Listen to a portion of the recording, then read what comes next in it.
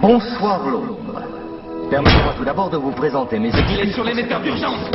J'aime, comme beaucoup d'entre vous, le confort du train-train quotidien, le sentiment de sécurité et la tranquillité que procure ce qui est familier et répétitif. Mon Dieu. Je les apprécie comme tout un chacun.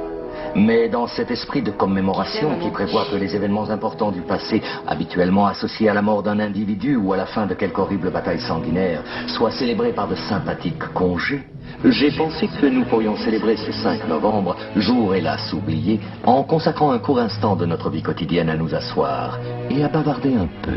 Il existe bien sûr des personnes qui ne veulent pas que nous parlions. Laissez-moi réfléchir. Je soupçonne qu'en ce moment même, des ordres sont envoyés dans des téléphones et que des hommes armés vont bientôt se mettre en route. Les chanceliers, c'est clair. Et merde. Pourquoi ? Parce que même si on peut substituer la matraque à la conversation, les mots conserveront toujours leur pouvoir. Les mots sont le support de la compréhension et pour ceux qui les écouteront, l'énonciation de la vérité. Et la vérité, c'est que quelque chose va très mal dans ce pays, n'est-ce pas ? C'est vous qui l'avez conçu, vous la vouliez indéréglable. Vous m'avez dit toutes les télés de Londres. Cruauté et injustice, intolérance et oppression. Et là où auparavant vous aviez la liberté de faire des objections, de parler comme bon vous semblait, vous avez maintenant des censeurs et des systèmes de surveillance vous contraignant à la conformité. Des caméras. Et sollicitant. Il nous faut des caméras. Comment est-ce arrivé ? Qui est à blâmer ? Bien sûr, il y a ceux qui sont plus responsables que les autres et qui devront en rendre compte. Mais, encore dans un souci de vérité, si vous cherchez le coupable, regardez simplement dans un miroir. Je sais pourquoi vous l'avez fait. Je sais que vous aviez peur.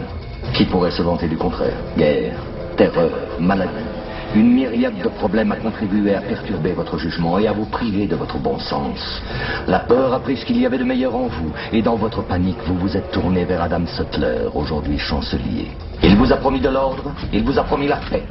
Tout ce qu'il a demandé en échange, c'est votre consentement silencieux et docile. Inspecteur, ils vont entrer. La nuit dernière, j'ai cherché à mettre fin à ce silence. La nuit dernière, j'ai détruit le Old Bailey pour rendre la mémoire à ce pays.